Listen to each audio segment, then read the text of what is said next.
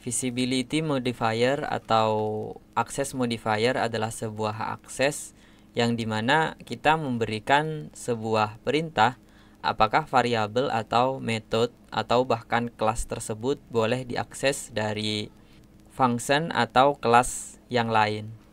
Di Kotlin, visibility modifiers ada private, protected, internal, dan public, atau mungkin masih ada lagi di luar sana.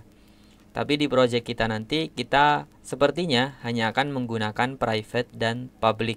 Dan sesuai namanya, kalau private, dia hanya bisa diakses di kelas itu saja. Kalau di public, dia bisa dipanggil dari kelas yang lain.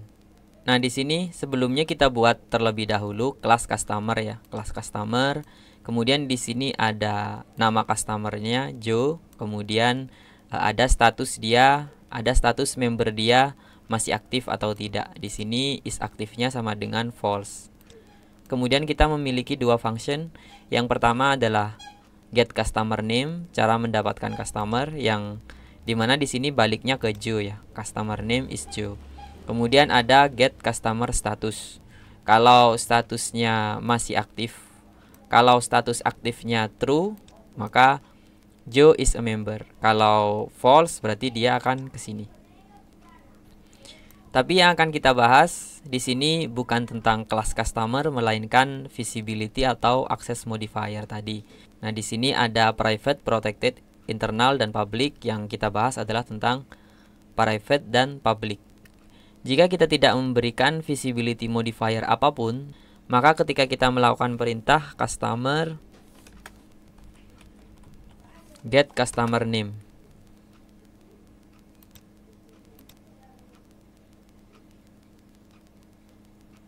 dia akan mendapatkan customer name is Joe.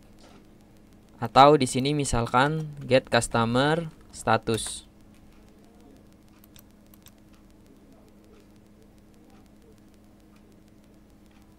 Dia akan mendapatkan Joe is not a member. Intinya dia bisa mengakses apapun yang ada di kelas customer karena visibility modifier yang tidak diinisialisasi di sini maka semuanya dianggap public. Berbeda ketika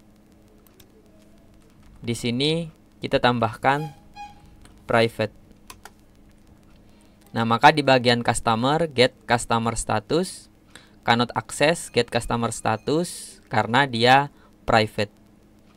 Nah, kalau yang tidak ada begini, tidak dibuatkan visibility modifier, maka dia secara default sudah public. Kira-kira seperti itu ya. Jadi ketika dia public, dia bisa diakses. Nah, tapi ketika dia private, dia hanya bisa diakses di kelas customer ini saja, tidak bisa di luar kelas.